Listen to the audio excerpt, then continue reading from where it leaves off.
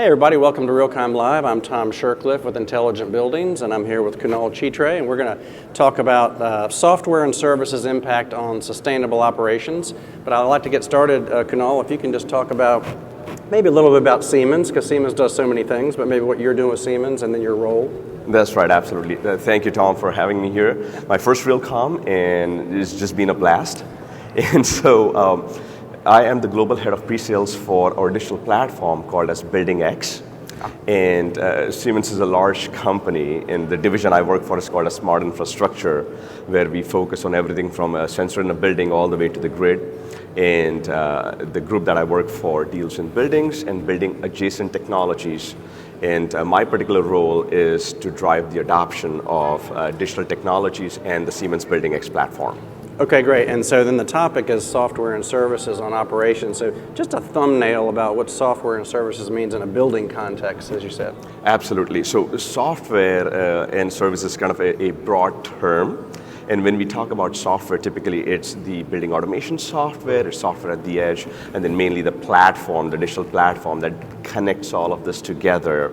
And then services, from our perspective, are managed services that we provide to our customers, where they rely on Siemens for everything from remote support all the way to us being able to roll a truck if needed and deliver the outcomes to them. Okay, and so maybe now in the context, we talked earlier about the evolution, right? We went from digital to digital controllers, fault detection, middleware, dashboards, platforms, and now AI, right? But they're not evolving, they're stacking, right? So how do you see services helping with that, ever-increasing stack? Absolutely, and we see this in the industry, right, with the evolution of direct digital controls and how that has evolved now into a cloud-based software technology platform.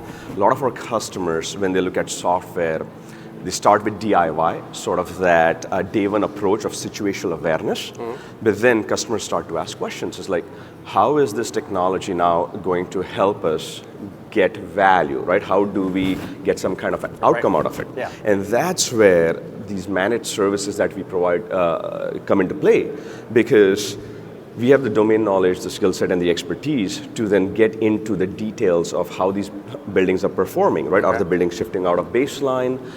What kind of additional energy we can extract out of it? The software helps us, right? But then it's the people and processes and the domain expertise that we bring in that ties it all together through our services. So for the fuller operational functionality. That's right. And the outcomes. Now that all looks good on a whiteboard. Yeah.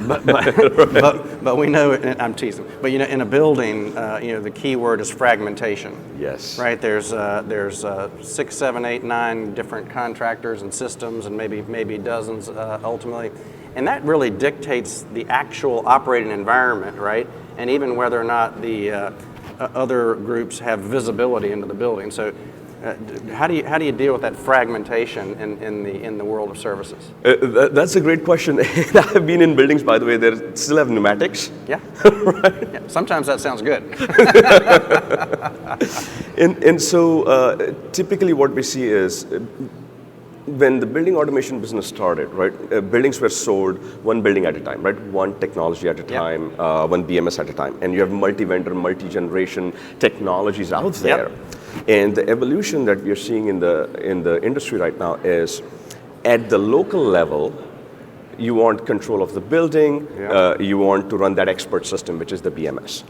But as you go up in the organization, leadership is looking at how can we get standardization, right? Yeah. And there are challenges. For example, it's hard to find people, right? So there's a labor force challenge, skilled labor coming in, right? Yeah. Digital savviness. They've talked about the generational staffing problem, right? Exactly. The guy or gal that knows the building inside out is about to retire. Now what? Correct. And COVID kind of accelerated a lot of that. And so how do you codify that tribal knowledge before that leaves, right? Yeah. And how do you operate I call it centralized decentralization, where you can still run buildings individually, but then you have that governance through a digital layer on top, and that's kind of where we see things moving, and that's where we've put our efforts in terms of building our software technologies. That's a fantastic phrase, that centralized but not centralized, because you have to have the visibility if you're running a portfolio but we all know, like the old saying, all politics is local. You know, That's right. The same thing in a building. What is going to happen ultimately is that people are going to be comfortable and safe, whatever it takes. So the local is going to win at the end of the day. But if you can do both. Absolutely. And what we typically see for large portfolios, right, that we work with, there are three themes that emerge, or three patterns. Okay. One is customers look for kind of energy sustainability, that decarbonization glide path. Okay. Ultimate goal is net zero. Then looking at comfort, safety, and experience. And comfort is thermal comfort. I'm in this building, I want to feel comfortable, right? Safety, physical safety, access control, psychological safety. And then experience, I'm in this space, I want to come to work, right? So there is that theme. And then the third theme, which is very large, which ties to everything we're talking about, is operational transformation, right?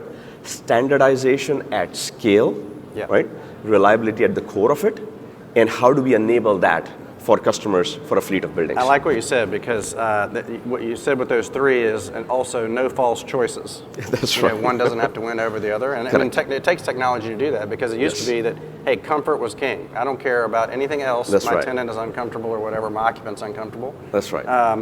How about, and then also I'm glad when you talked about those three things, that it wasn't just for the sake of data. You know, I've been guilty, and all of us for years, that you just need the data, and the outcomes you mentioned weren't as emphasized, right? That's right. To an end point. Okay, so we said it all looked good on a whiteboard until you got into the building. We fixed that. Yes. Now, cybersecurity is the one thing that over time we have seen really slow and sometimes stop progress. How do you deal with that when the customer says, I really like what you said, but I'm just not going there because of cybersecurity? That is such a common discussion with customers, especially in facilities management, where I always hear this, right? That's not going to fly with IT. Yeah, right. And my take is, well, put me in front of IT. Let's have the conversation. And what it boils down to is operational technology inherently was not designed to connect to cloud, right? Back in the days, and now as we see more and more controllers coming online, right? Siemens next generation controllers are all cloud connected, right? As an example. And so the topic of cybersecurity comes into play. And I always tell customers, it's a three-pronged approach. The first one is the technology itself. What are we doing to secure the technology? And the industry has done some things with BACnet Secure and things like that, right? And there are software tools that help us keep the OT side of the house secure. But then it's also about a good program and governance around it, right? And thirdly, and I can't emphasize this more, is training. Training. You have to continually train people to understand simple things like a phishing email can wreak havoc. And so it's really important for us to focus on all these three things, but more importantly, the weakest link in the chain is the people that need training. No. What you said was put me in front of IT, and I'm going to stick with that one. So, I need your number after this. So another thing just as big as cybersecurity, and we're just a short thought on this, AI. Is it, in buildings, I'll make it simple for us, is it going to move faster or slower than in the buildings? Now, we all know we've struggled to be behind enterprise IT for years in adoption. Do you think AI in buildings is, maybe from a Siemens perspective? So, yes, the answer is yes. It is progressing.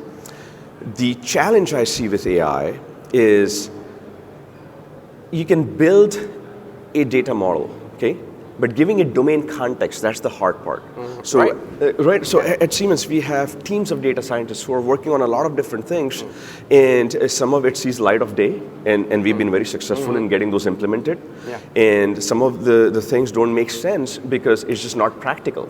So, but to that point, then, will services be something that can help with AI adoption? I mean, can services be powered by AI and the customer doesn't have to really get too into LLMs and all that at the building level?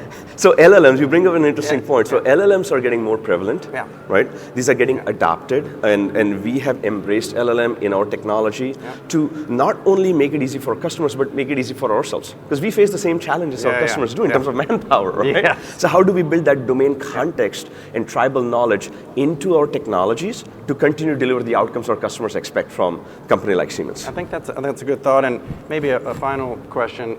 Just in summary, how would you suggest somebody go about the strategy of going about software and services? Would they bid this out with a spec? Would they partner with somebody? Would they sort of pick a platform? Like just real in summary, how would you suggest you go about that? Right. So typically in the industry, what happens is there is a vision that is set, Yeah. and then it goes through the tiers for bid out. Yeah. The success I've seen, 67% of digital transformation projects fail.